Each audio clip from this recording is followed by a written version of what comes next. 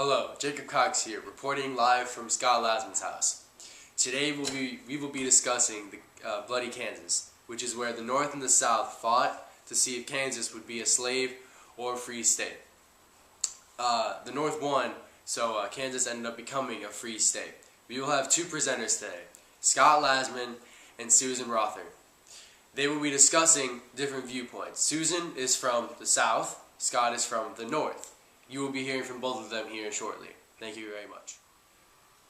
Hello, my name is Scott Lasman, and I am from Connecticut. I am reporting here live in my house about the debate about how bleeding Kansas was a good thing for the North and a bad thing for the South. First of all, the Kansas-Nebraska Act allowed Kansas and Nebraska to pick if they wanted to be a slave state or a free state. Therefore, Kansas was allowed to pick. So, we had a little battle, we won, Kansas became a free state.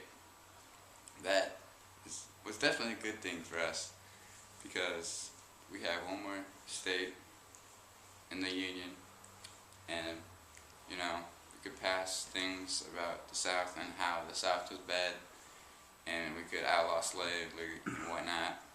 So, yeah, it's definitely a good thing, because we proved that we could beat the South in anything we wanted, because we're the best.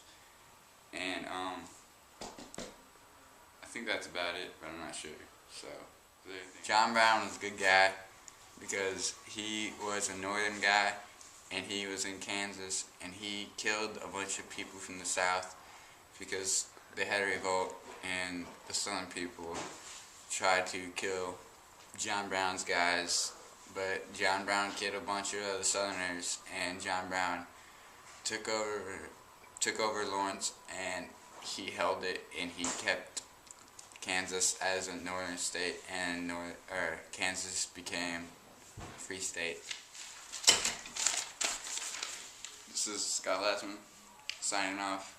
Now you get to hear whatever that crappy person from the South has to say. I feel sorry for you. Hi, my name's Susan Rother, and I'm from Kentucky. Today, we'll be reporting the Southern viewpoint over Bleeding Kansas live from Scott Lasman's house. Kansas should have been a slave state because we was supposed to have Kansas over the Missouri Compromise of 1850. The North was not civilized by taking our slave state. The slaves should be working for us instead of lollygagging like a couple of free people. Slaves are not free people. Kansas is definitely ours, and the North should not have taken it from us. We are not happy about this.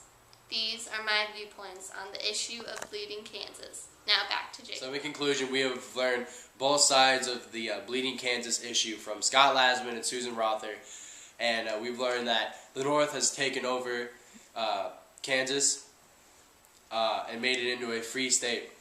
So thank you very much, both of you, and till we see you next time from Scott Lasman's house, Jacob Cox signing off.